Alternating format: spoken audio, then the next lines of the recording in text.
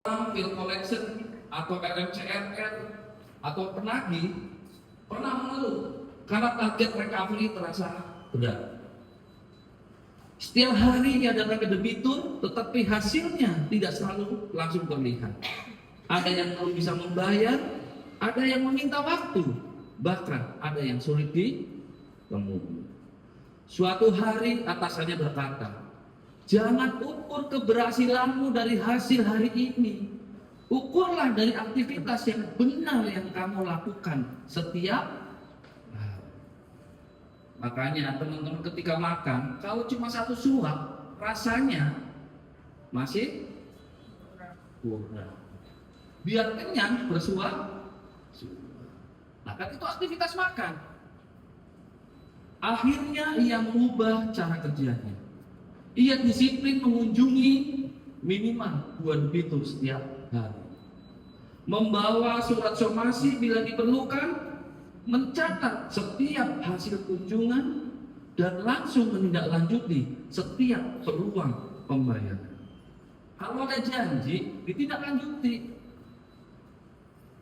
Sedikit demi sedikit pembayaran mulai masuk. Debitur yang dulu menolak mulai merespon karena melihat kesungguhannya. Kesungguhan siapa? Kesungguhan teman-teman dalam menagih. Di akhir bulan, target recovery bukan hanya tercapai, tetapi berhasil dilampaui. Memang dalam banyak bidang, keberhasilan lebih sering datang dari konsistensi dan ketekunan daripada satu usaha besar yang dilakukan sesekali. Pesan untuk kita semuanya, target tidak dikejar dengan harapan, tetapi dengan aktivitas. Pipeline tidak akan closing jika tidak dikunjungi. Aku ulangi lagi, pipeline tidak akan closing jika tidak dikunjungi. Kalau teman-teman pipeline segitu banyak, ribuan pipeline, teman-teman nggak pernah dikunjungi, ya udah, tidak akan pernah closing. Recovery tidak akan meningkat jika kunjungan tidak bertambah. Maksudnya apa, Pak? Aku selalu ngomong, kalau kunjungin 3 nggak ada yang bayar, kunjungin 6. Kalau 6 yang bayar 1, kunjungin jadi 12, biar jadi 2. Prestasi bukan milik orang yang paling hebat, tetapi milik orang yang paling konsisten.